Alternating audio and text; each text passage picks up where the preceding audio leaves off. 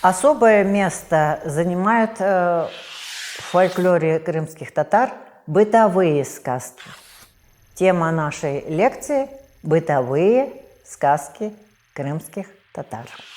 Бытовых сказок сохранилось достаточно много, и в диаспоре интересные варианты бытовых сказок сохранились в болгарской диаспоре, например. Что такое бытовая сказка? Бытовая сказка – это сказка, лишенная всяких невероятных фантастических ситуаций. Она максимально приближена к обычной жизни простых людей.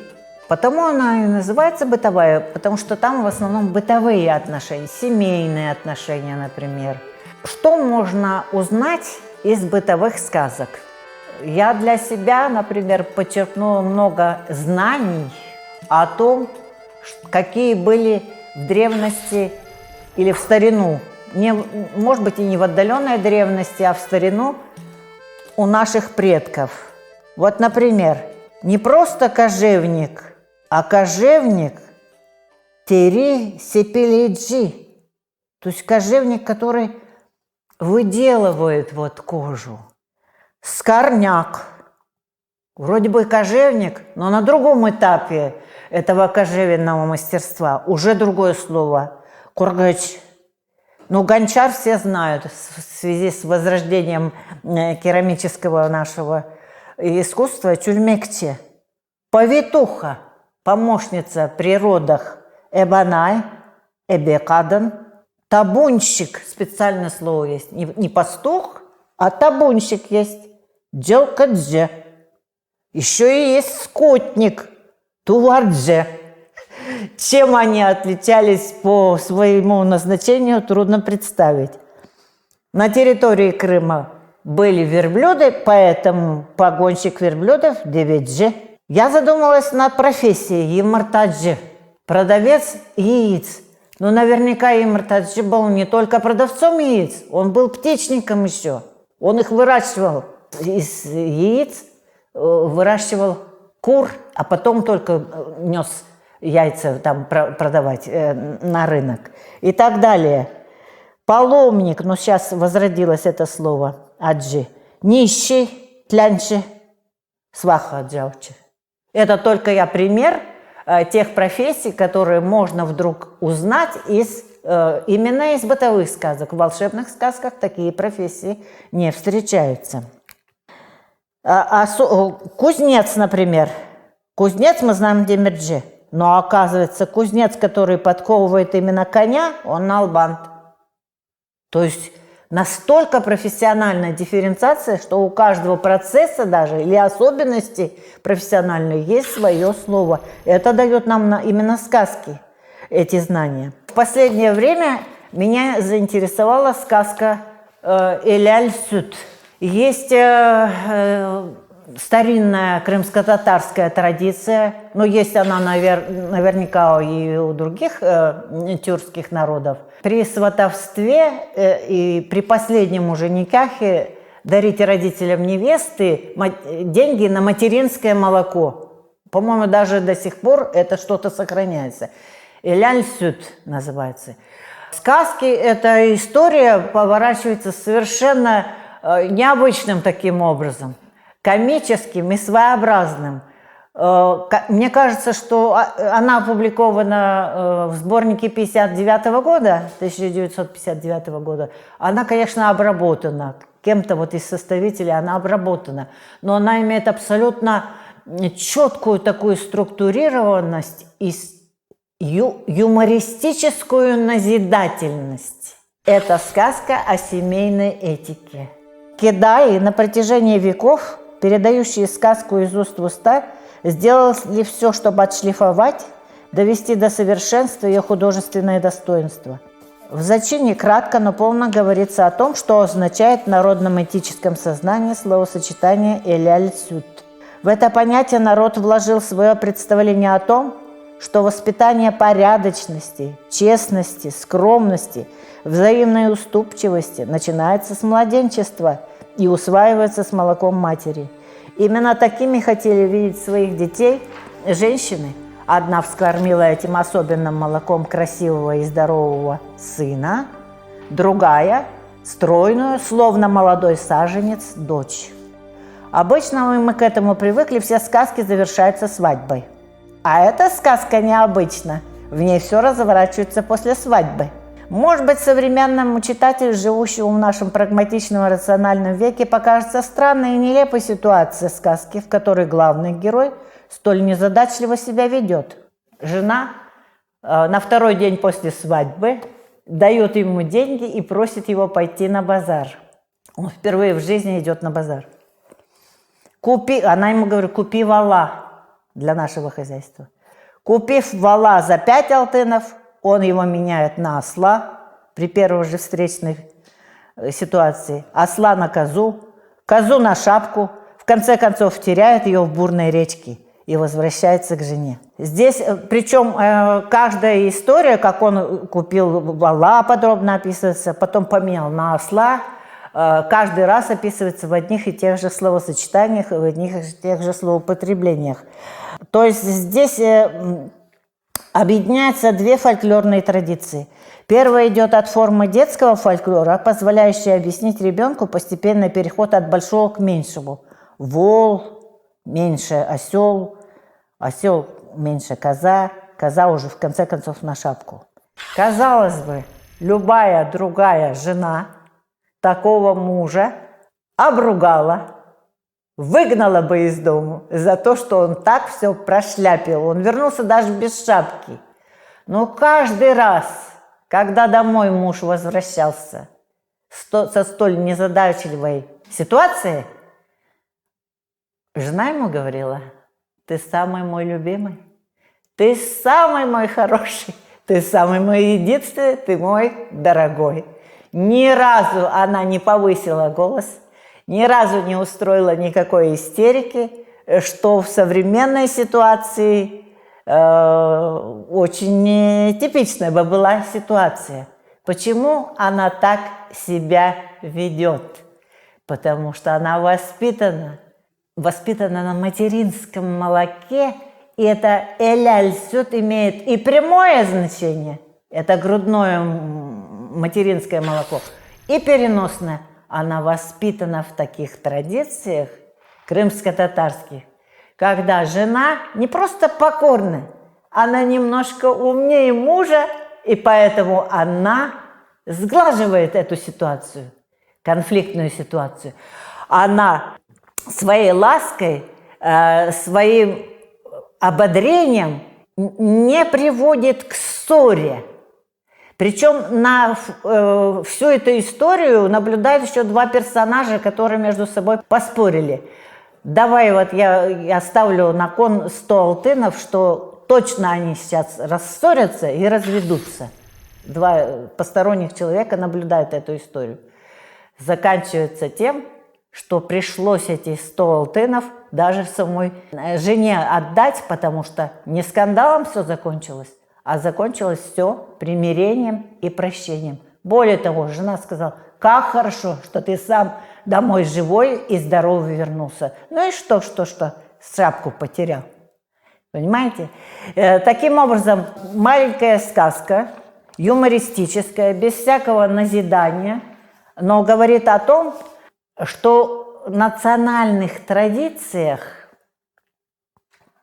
многое лежит на женщине, на ее умении сгладить все углы, не быть конфликтующей, а быть примиряющей стороной в любом семейном конфликте. Такой вывод можно сделать из этой сказки. Сказка, начинающаяся со свадьбы, заканчивается полным примирением и полным взаимопониманием супругов. В сказке «Эляльсют» отразилась еще одна очень специфическая, тоже, мне кажется, особенность. Конечно, мы не имеем всего корпуса сказок бытовых, мы не можем сказать, что каких-то сказок больше, каких-то сказок меньше, но при небольшом даже количестве сохранившихся бытовых сказок бросается в глаза интересная вещь, что сказок об умной жене, умной девушке или умной дочери очень большое количество. Почему? Потому что эти сказки, наверное, все-таки рассказывали женщины. Поэтому я так думаю, если это с точки зрения юмористической сказать. Но самое-то главное, от умной жены в доме, наверное, многое зависит. И поэтому интересно, что вот об умной девушке я выбрала сказки «Тумалай ару», «Акыллы кыз», «Хан ве куйлю». Уже 3 сказки. Там, как правило, жених выбирает себе невесту, загадывая загадки. Вот у других народов какой-то невесте испытание дается, то у казанских татар, например, чтобы она нарезала лапшу, чтобы она там что-то приготовила, чтобы она что-то сшила. А здесь выбирает себе даже падишах, сын падишаха, выбирает себе жену, такую, которая умеет загадками говорить и загадки разгадывать. В этих всех 3 сказках огромное значение имеет смысл загадок. Здесь тоже какие загадки задаются в бытовых сказках. Смотрите, какие есть многозначительные сказки, загадки. Что всего тяжелее? Тяжелее всего тем, кто оторвался от тех мест, где родился и покинул родину.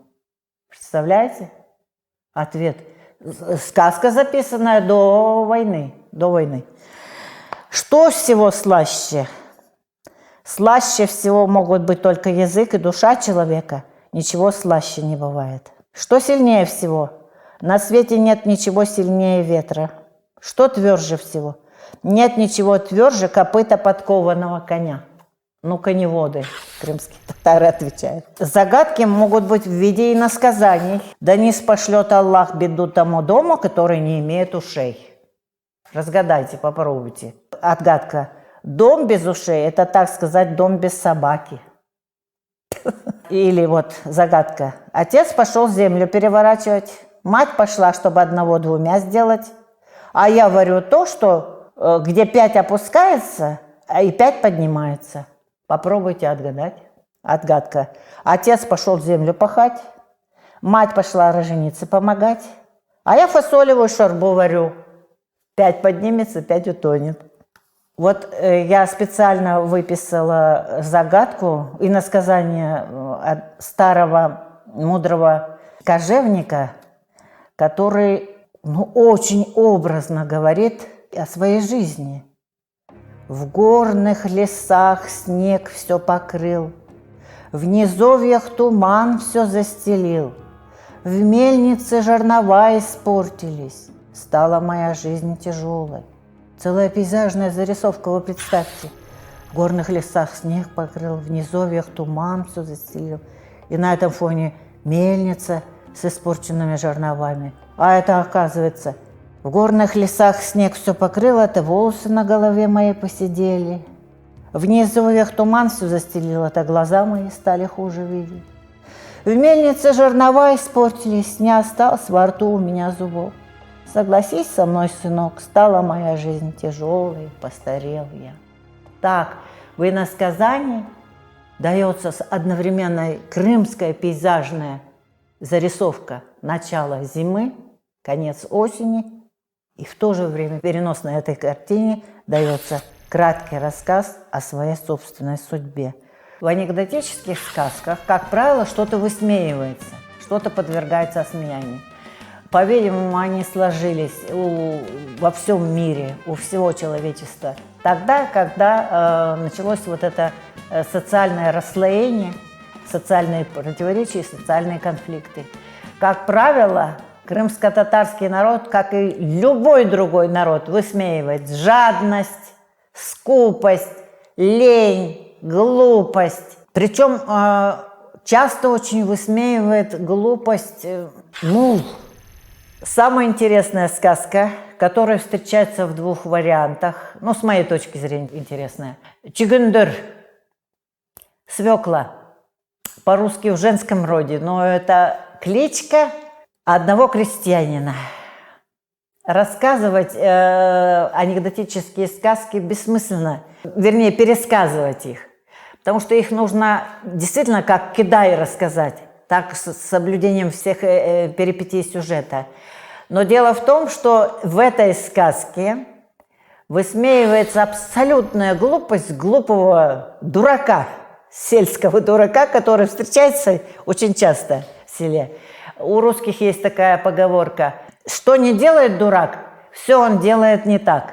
И вот в 2-3 строчках об этом Чугундуре, у него прозвище такое, Чугундур. Пока непонятно, почему такое у него прозвище. Вот начинается сказка с того, что жена его посылает узнать у кайнаны, у свекрови, сколько соли нужно положить в большой казан. В маленький я знаю, сколько класть, а вот сколько класть в большой, я не знаю. Отправляется этот муж абсолютно дисциплинированно узнать. Свекровь говорит, в большой казан 2 горсти пусть положит соли. Чтобы не забыть, он повторяет. В маленький 1 горсть, в большой 2 горсти. Маленькая 1 горсть, в большую 2 горсти. Проходил он в это время мимо гумна, а на гумне молотили зерно. Услышали, что человек идет и говорит, что горсть и 2 горсти. И стали его колотить и бить, потому что приговаривать. Что ты говоришь, 1 горсть или 2 горсти? Мы несколько мешков сейчас зерна намолотим. Поколотили его. А как же мне тогда говорить? А что мне говорить?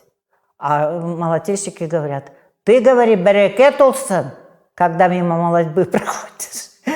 Идет дальше этот глупец Чугундур, встречает похоронную процессию и говорит, берекет олсын. Опять его побили, похлопали, поколотили, потому что он неправду говорит. Что нужно говорить? Здесь опять какая фраза? Пусть принесет Аллах успокоение, сказать. Аллах рамет эль-элисин. Идет дальше и говорит, свадебную процессию встречает и говорит то, что нужно говорить на похоронах. Понятно. Ситуация какая? Ситуация анекдотическая. Но дальше история развивается. Когда он дичь спугнул у охотника, охотник ему сказал, надо сидеть тихо. Пошел домой, стучится в свой дом. Жена спрашивает, кто стучится, а он молчит. Жена его не пустила, пошел ночевать во двор мечети. И утром приходит мулла и видит, спит какой-то человек, штаны у него приспустились, и имам говорит, что это такое похожее на Чугундур здесь лежит? Ой, наконец-то я вспомнил свое имя, сказал Чугундур и пошел домой. Вспомнил свое имя. То есть Чугундур, почему у него такое прозвище? Потому что его не раз уже колотили, и потому у него прозвище Чугундур. Так вот зацикливается сказка, замечательно построена. Таким образом, народ и кидаи соблюдали очень стиль бытовых сказок. Там может быть и непристойность, и смех, и дикость какая-то, да? И совершенно четко в волшебных сказках это абсолютно недопустимо. Дело в том, что в каждой бытовой сказке, и в этой тоже, ну, в 2-3 строчках, опять-таки, зарисовки из народной жизни. Вот мы представили, как он у кайнаны, как он ей задает вопрос, да? Какой большой казан, какой маленький, сколько посолить. Следующие 2-3 строчки, что такое похороны и что нужно говорить. Что нужно говорить на свадьбе, какие формулировки. Таким образом, молодьба. Целый маленький эпизод. Вообще, вот эта особенность крымских татарских сказок, мне кажется, поразительной.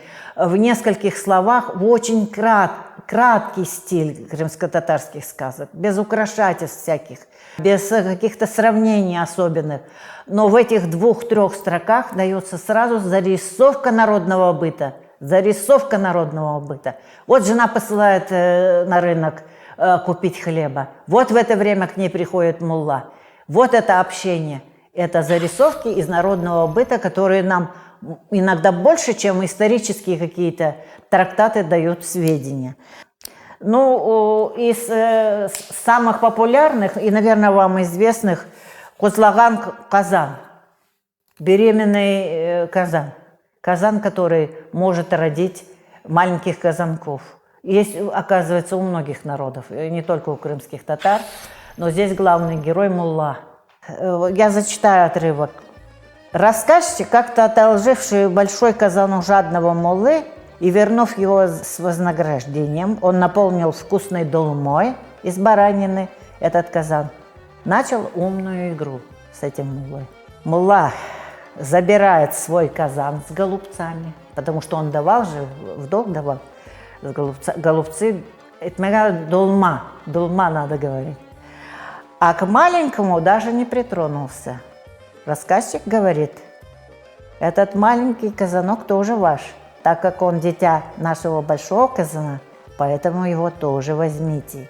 Жадность муллы столь велика, что он готов теперь поверить, что действительно казанок родился от большого казанка, берет его, а потом сказка развивается, он дает в долг теперь этого маленький казанок и ждет мулла, когда родится у него еще другой казанок. Понимаете?